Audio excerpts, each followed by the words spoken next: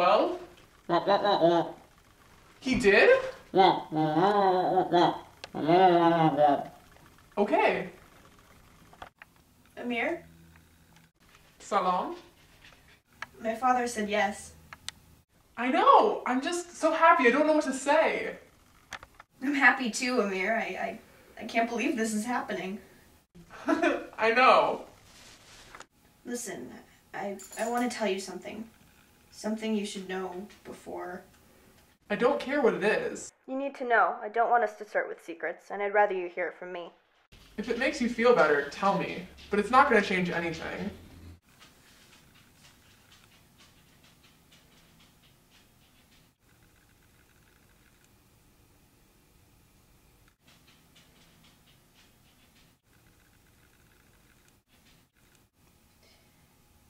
When we lived in Virginia, I ran away with an Afghan man.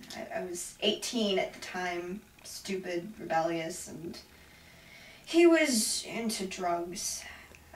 We lived together for almost a month. All the Afghans in Virginia were talking about it. But eventually, Padar showed up at the door and made me come home. I was hysterical, screaming, yelling, saying I hated him. Anyway, when I came home, sorry.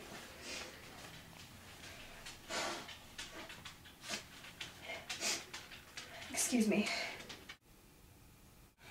When I came home, I saw my mother had a stroke. The right side of her face was completely paralyzed. I felt so guilty. She didn't deserve that. Padar moved us to California shortly after. How are you and your father now? Well, we've always had our differences. We still do. But I am grateful that he came for me that day. I do believe that he saved me. Does that bother you? A little. Does it bother you enough to change your mind? No, Soraya. Not even close. Nothing you said changes anything. I still want us to marry.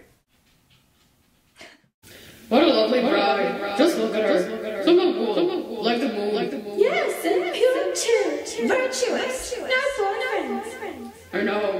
I tell you, that boy did not like to marry his cousin. Pull over! It's alright. Who cares? It's so unfair! Just forget it. Their sons go out to nightclubs looking for meat and get their girlfriends pregnant. And they have children out of wedlock all the time, and no one ever says a goddamn thing. Oh, they're just men having fun. Well, you know what? I make one mistake, and suddenly everyone's talking about it. I have my face rubbed in it for the rest of my life.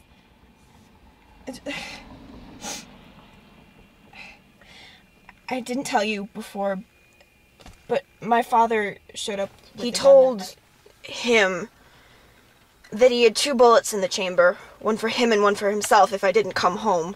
I was screaming, calling my father all kinds of names, saying he couldn't keep me locked up forever, that I wished he were dead. When he brought me home, my mother threw her arms around me and she was crying too. She was saying things, but I couldn't understand any of it because she was slurring her words so badly. So my father took me up to my bedroom, sat me in front of the dresser mirror. He handed me a pair of scissors and calmly told me to cut off all my hair. He watched while I did it. I didn't step out of the house for weeks, and when I did, I heard whispers or imagined them everywhere I went. That was 4 years ago and 3,000 miles away, and I am still hearing them. Gum. When I told you about this on the phone on the night of the Hastigari, I was sure you'd change your mind. No chance of that, Soraya. I'm so lucky to have found you. You're so different from every Afghan guy I've met. Let's never talk of this again, okay? Okay.